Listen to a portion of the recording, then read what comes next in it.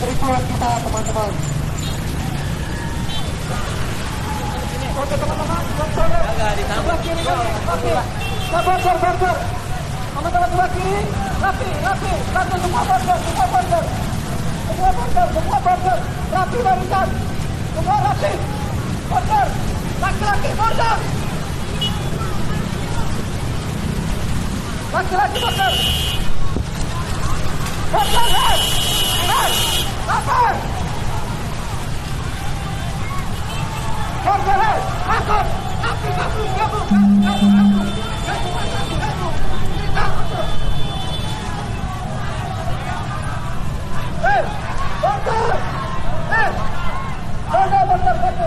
Teman-teman UPS, teman-teman Trisakti, border. Teman-teman UPS, teman-teman Trisakti, border. Sabar dulu.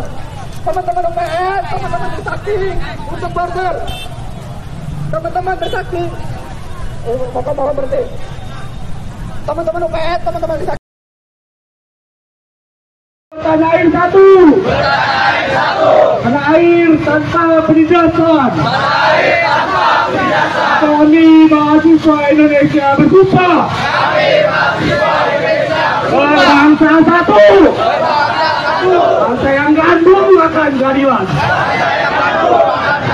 Kami mahasiswa Indonesia bersumpah.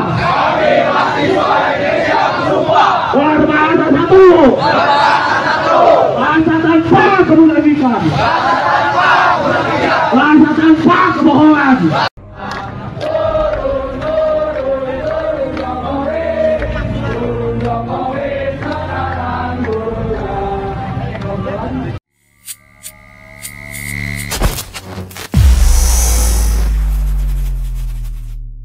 Kesadaran rakyat untuk buat gerakan sosial menjaga pemilu luber dan jurdil. Nah, menarik sekali ini terkait gerakan sosial ini. Apakah itu termasuk kawan-kawan kita yang ada di petisi 100 dan yang lainnya yang sedang terus berupaya memakzulkan Pak Jokowi, dan sangat mungkin juga mahasiswa juga tergerak dengan hal yang sama dengan statement Pak Jokowi tadi pagi, Bang? Ketika gerakan sosial masing-masing punya ciri khas, masing-masing punya minat dan ketekunannya. Contoh bisa gerakan sosial dalam bentuk tadi menjaga kewarasan negeri, menjaga negeri dari korupsi, kolusi, nepotisme, menjaga negeri dari demokrasi yang cacat dan lain-lain. Selama itu ada dasarnya, maka gerakan sosial akan kuat. Tapi gerakan sosial tidak akan kuat kalau dia berjarak dengan dasar aspirasi dari masyarakat. Ya, masyarakat yang punya aspirasi.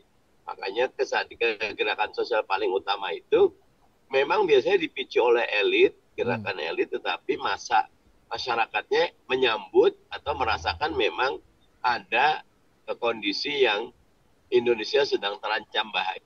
Kalau sekarang pandangan saya Indonesia sedang tidak baik-baik saja.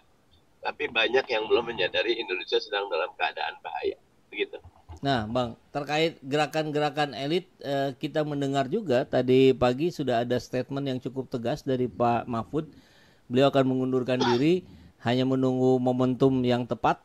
Kemudian dikaitkan kembali dengan sinyalemen yang disampaikan oleh Pak Faisal Basri, bahkan 15 menteri akan mundur. Besoknya diperkuat politisi PDIP, 5 menteri akan mundur, diantaranya Ibu Sri Mulyani dan Bu Retno. Ini akan ketemu di titik mana, Bang, nih dengan gerakan rakyat yang bergerak di bawah ini, Bang? Kalau membuat skenario tentang gerakan sosial biasanya susah ya. Tapi kalau kita coba teruskan agar masyarakat lebih berani, lebih bersuara, lebih aware, lebih menjaga negeri, jaga demokrasi, nanti ada titik kulminasinya. Apalagi kalau elitnya dalam hal ini penguasa terus berlaku zalim atau berlaku tidak adil. Gitu, baik, kan? Baik, Bang.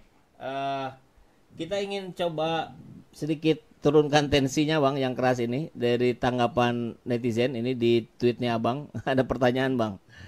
Bang, kapan ke KR Bahagia Bekasi lagi, Bapak Ustadz? Ajak sekalian Bapak Saiful Islam, sekarang anggota DPRD Kabupaten Bekasi. Saya terkesan dengan pertemuan pertama. Tuh, Bang. Barangkali mau direspon, Bang.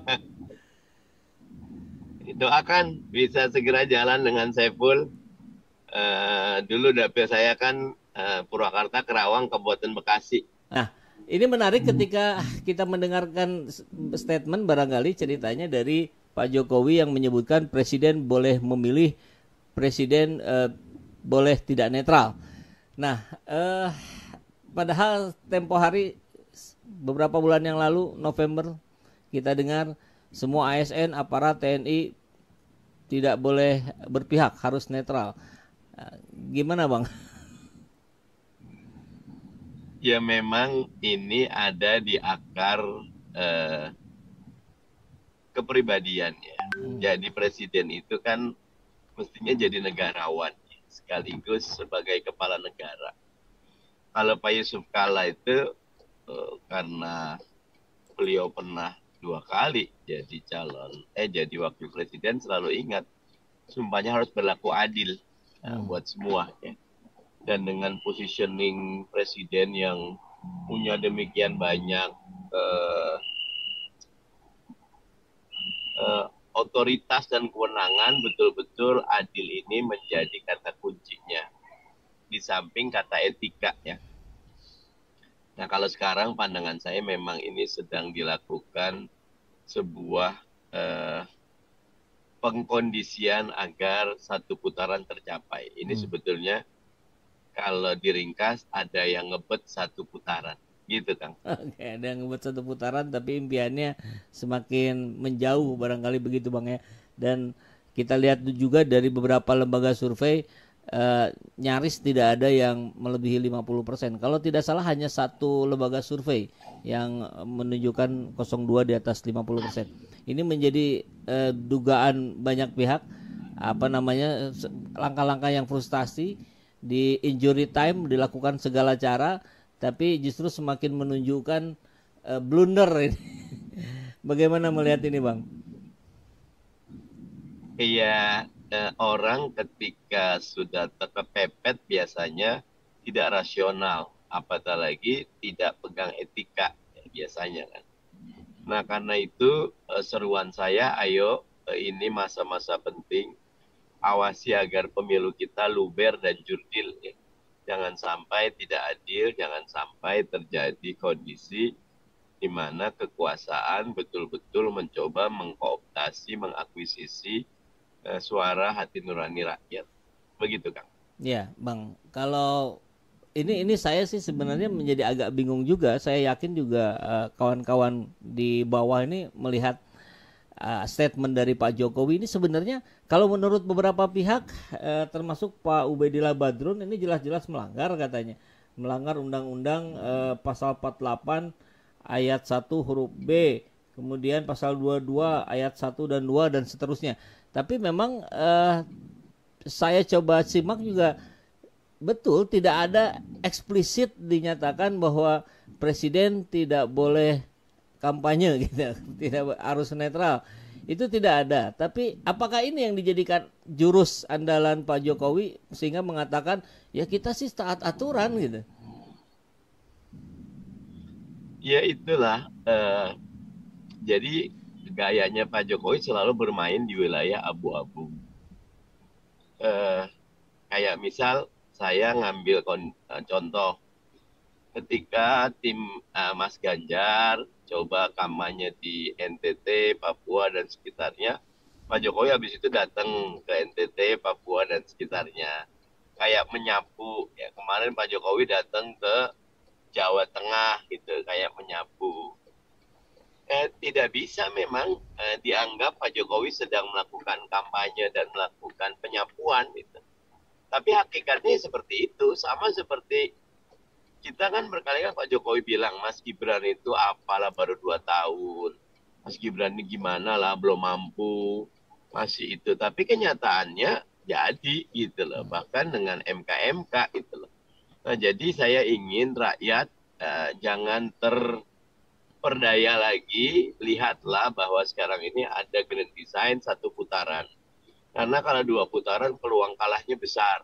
Makanya dipaksakan 1 putaran. Dan at all cost kemungkinan akan dilakukan banyak cara. Termasuk pernyataan tadi pagi. Itu boleh jadi cuma pernyataan awal untuk aksi-aksi berikutnya. Dan Pak Jokowi punya kelebihan dengan segala otoritas dan kewenangannya dan tanam jasanya selama ini ya, karena presiden memang luar biasa gitu loh, punya otoritasnya, walaupun ya jadi catatan karena itu tuh bukan punyanya presiden, itu punyanya negara, beliau cuma mengorkestrasi.